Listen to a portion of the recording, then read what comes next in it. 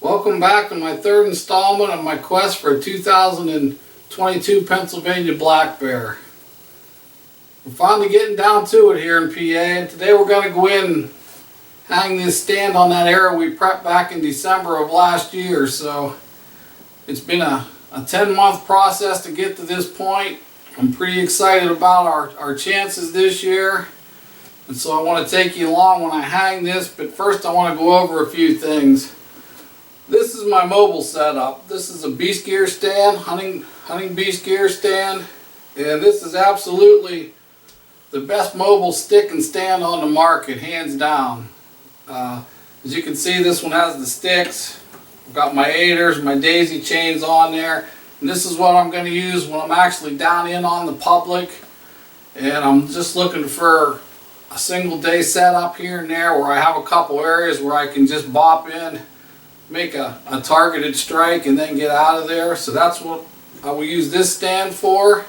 And then this stand, I'm not sure what kind of stand this is. When I was writing for the Guide Outdoors, for the Sportsman's Guide, I picked up 5 or 6 of these stands, and they're a heavy stand and they're a wide stand. They're about 3 foot by 3 foot. So when they're up in the tree, there's a lot of room in them, and they really are more comfortable when you have the opportunity to hang them on private, pre-hang them. You get up there, you can move around a lot more. So I do like these type of stands in that scenario, but there's no way you could go in and hang and hunt with a stand this size. So that area we prepped back in December, this is the stand I'm going to carry into there today and hang it. So it doesn't have chains or anything on, so what I do, I use 3 ratchet straps. And then I have the cable lock because there's nowhere to put a padlock on it. And this is literally 5 yards off of the public land, so there's going to be hunting pressure, so I want to secure the tree. As far as getting up into the stand, on my pre-hung stand, I use these cheap hawk sticks. They're about the most inexpensive stick on the market. I think you can get 4 of them for a couple $100 or something like that. They're all gray. These are painted. You can see I don't like them all gray, so I spray them down with black spray paint early in the year so I can get the smell off of them, just to break that up a little. And they come with these gray straps, which I deplore, and these shiny buckles. So I basically throw these away. These are no good at all unless you're hunting a beech tree or something like that. Maybe a sycamore, you could pull it off. But they really stand out. That gray horizontal strap in the woods just isn't natural at all. So what I did was I have my daisy chains on my bee sticks, and I really like the straps on those bee sticks, but I'm going to take them off and put them on the hawk stick because the tree we're going to hang this in is a hemlock tree, and this color will blend in much better. Plus, I don't run the bottom 3 sticks, so that way it's like 8 feet before the first stick, and then I will carry 3 in the night I'm hunting and put the bottom 3 on, and then just run up the tree to 20 to 25 feet, however high it's going to be. That keeps potential thieves from getting up into the tree and stealing your stuff, or other people hunting your stand. If they're going to, at least they're going to have to work for it anyway. So that's what we're going to do today. We're really getting close here in PA. We're about 3 weeks out. I just wanted to go over some of the stuff and some of the tactics. When we get hunting these bears, our mindsets are hunting whitetails because we've been programmed to hunt whitetails our entire life. So we have these rules we think we have to follow, where the first set's the best set, and you don't want to burn out a stand by over hunting it. But that's not the case with these PA bears, because we're not hunting over bait and we're not allowed to use scents. So we're not pulling these bears into a precise area. We're hunting travel corridors basically, and then small food sources along those travel corridors like nuts and berries. So the bears aren't there all the time. They don't know they're being hunted a lot of times because they're not even in the area. They might be 10 miles away. So there's really no threat of burning out a stand. If you have the stand in the right location and you have your entrance and exit planned and you're playing the wind right, you're not going to burn the stand out, because you might hunt 3 consecutive days while the bear is 5 to 10 miles away. And then the fourth day, boom, he shows up and you're there. Well, he doesn't know you were there the previous 3 days like a whitetail will. So there's really no threat of burning these stands out when you're doing this style of hunting, because we're not pulling them into a bait barrel, we're not pulling them into a scent or anything like that, so they're not as leery when you're hunting bears like in that scenario. Because if you're hunting with a bait barrel, a lot of times the bears will circle and try to get downwind because they're coming exactly to that spot. Well, that's not the case in this scenario. We're just hunting these trails, and if you play the wind right and you get them just on that off wind, they're never going to know you were there, even if you were there 5, 10, 15 days in a row. So keep that in mind. Break that whitetail mindset when you're hunting these wandering beasts, so to speak, these nomadic creatures, and that'll work into your favor. That's something I had to learn the hard way, because I was starting out hunting them like whitetails and it just wasn't working. So I'm going to start spending more time in my stands on these bigger preset stands, and then when I do go mobile and make a precision strike, I'm going to use the Hunting Beast gear stand. So that's the update for today. We're going to go to the woods right now, and I'm going to take you guys along. We're going to get this stand up in that tree that we prepped way back in December. So I'll see you in the woods. You guys still with me? I have arrived. It's about an hour drive one way to get in the bear country, so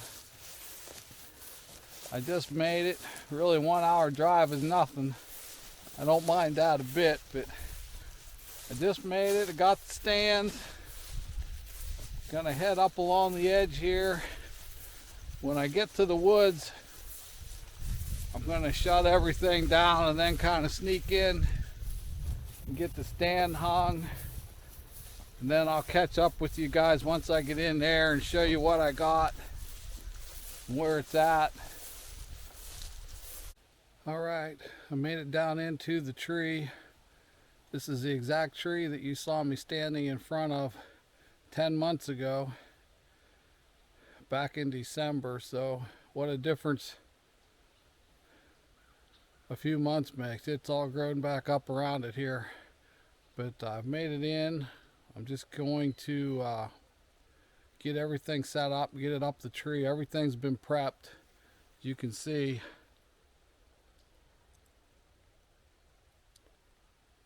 All I got to do is get everything slapped onto the tree, and then once I get the stand hung, I'll update and show you what the setup is. The stand is hung. There's the tree we got it in.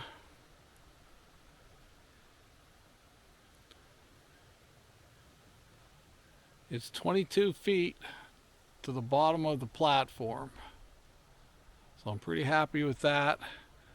Pretty thick all around it. I've only got a few areas I can shoot. I've got a lane to the back of it here that I could trim, but I can't trim anything out in front because of the regulations. But I've got a little bit of a natural opening there. So that's the intended spot that I'm going to get an arrow into a bear. But the stand is up, so let's climb up in it, take a look around. All right, I'm in the stand. I'm liking this setup more and more. It sure paid off coming in here back in December and getting this prepped, because all the foliage and everything, it doesn't even look like a good spot right now, but 3 weeks from now this will be the place to be. At least that's what I hope. So I'm about 200 yards off of the corn, and I'm right on the transition area where the swamp and the woods meet. And there'll be a lot of pressure in here. Even though this stand is set up on private, I'm actually going to be shooting into public because the line's about 5 feet from this tree. But this private behind me gets treated like public. I see a lot of hunters in here every year, and there's a lot of pressure. And when our archery bear season opens, they also throw a week of muzzleloaders and inlines in that same week. and there'll be a lot of pressure in here. Guys drive them, knock the bears around. It doesn't really scare them out of here. It just pushes them deeper into the swamp, and sometimes it makes them nocturnal, but they do end up getting to this point while it's still daylight. At least they have the past 2 years, so I'm hoping that trend continues. I've got big water out here to my left, and there's actually guys out there in a boat now. I don't know if they're fishing or setting up for duck hunting, but I can hear them out there. That's about 75 yards to my left. So the stand is set. There's nothing to do now but wait. I'm actually going to miss the first 3 days of the season because I'm going to be in Wisconsin doing the Battle of the Bows. So I'll be deer hunting out there. But then when I come back, I'm going to come right to this stand and get in this stand. And this is where I'm going to do 90% of my sets from. And then the rest will be hang and hunt. So about 200 yards off the corn. There's going to be a lot of pressure, but everything's prepped and ready. I've done my due diligence. I'm going to turn the camera around so you can see the setup exactly, and then after I get down, I'll try to go out into here and shoot back up to the stand so you can see what it looks like from ground level. But there's a lot of water out here. Even though it looks like vegetation, there's a lot of water under it, so I'm not sure if I'll be able to get out there or not. But I'm going to turn the camera now so you can see. All right, that's the big water out there to my left. You can't see it because of the foliage, but all this stuff will be gone in 3 weeks. And then as I pan down to my right and see the cattails out there in the distance, and then this is what I'm looking at directly in front of me, and this is where I plan on getting this shot. That doesn't look like much, but when you get down in there, that vegetation's about chin high, and underneath it is nothing but water. And then I have absolutely no shots this way. This is where the hemlocks come in a small ridge, but then I can shoot back behind me if something would happen to get behind me. And they do run a trail there. But the plan is to get the shot right here out into the public. Now there's a sign right over there marking the public. You can't see it. And then there's another one to my left about 100 yards. And if you draw a straight line, that public's about 5 feet out in front of this stand. So I'm in good shape pre-hanging this stand. Put 10 months into this, so I'm really looking forward to trying to shoot a bear out of here. So that's the update from the stand. I'm gonna climb down now, and then I will go out into here and shoot back up so you can see what the stand looks like from ground level. But I'm really happy with this area. Plus there's a lot of berries out here already. I will show them as well. Okay, we're now at the base of the tree. I'm going to try to get out here so I can show you what it looks like from ground level, but I'm not sure if I'll be able to because this is pretty treacherous. And this is actually where I had my first experience with quicksand 2 years ago, and that was not good. I wasn't sure I was going to get out of it, at least with my boots anyway, because this stuff is nasty.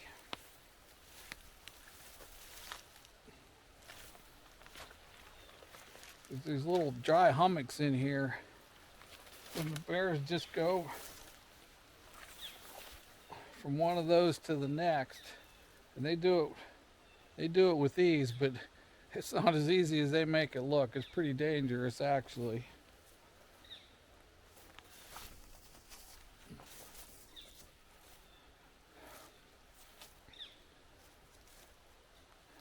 I gave up a long time ago trying not to leave my scent or anything in bear country because they're gonna get you every time. You think a whitetail, it's hard to fool a whitetail's nose. For my money, a bear is about 10 times more difficult. If you put a blind out, they're gonna destroy the blind, and they're probably in my tree stands when I'm not here too. So That's why I like to get them up a little bit early. Let the bears get used to them, but I have no doubt in my mind that they know they're there. This is about as far as I'm gonna go. I'm only about 15 yards from the tree, but I'm gonna turn the camera around and show you these winter berries. The bears hammer these at the end, third week of October. I see them in here all the time, so I'm gonna turn the camera around and see if you can see them. Those red berries right there. Doesn't look like much. They're about the size of a Tic Tac, but the bears just break them bushes down. You can see more out in there. They just break those bushes down to get those little berries. They really like them. And then there's mulberries back in here, but you can't really see them. And the big water's out there where you hear the geese. All right. There is the stand. That's what it looks like from ground level. Real happy with that. It blends into that hemlock pretty good. Then, as I said, the corn's about 200 yards beyond that.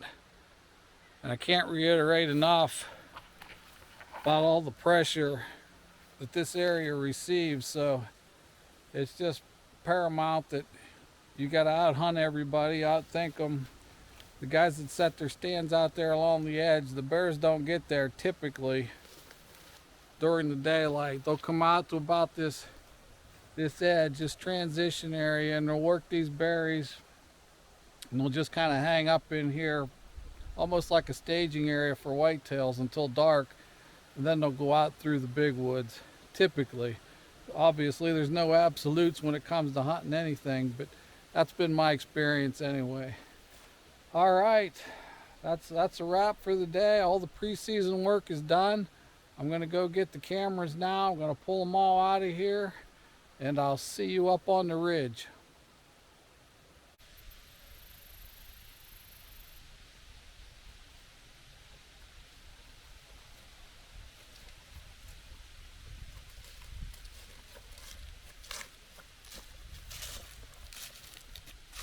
That's gonna be a wrap for the 2022 preseason scouting, guys.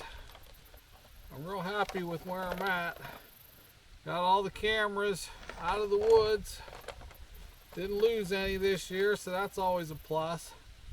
I found a lot more cameras in there today. Guys are really plastering the public with cameras anymore. It's getting to the point where it's not even safe to pee in the woods. There's cameras everywhere.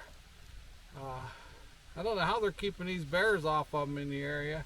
Most of them were set up on deer trails, so it doesn't look like anyone is specifically targeting bears, which is generally the case in PA. A lot of bears that are arrowed are just victims of circumstance because our archery deer season coincides with the bear season, and guys are deer hunting and a bear walks by and they plug it. But there are a few people that specifically target them. It's just a tough hustle in this state when you can't bait, you can't use scents. To do it intentionally takes a lot of work, and that's what I've been doing for the past 10 months, so I hope it pays off for me. Gonna go home now, and whatever left shows up on these cards I'm gonna put at the end of the video here, and then the next time you see me, it'll be live from the stand. I'm gonna record all of my hunts this year. Even if I don't see anything, I'll put them up daily so people can follow along that are interested. So that's a wrap for the 2022 PA preseason bear scouting. Next time you see me, I'll have a bow in my hand and be in the tree stand.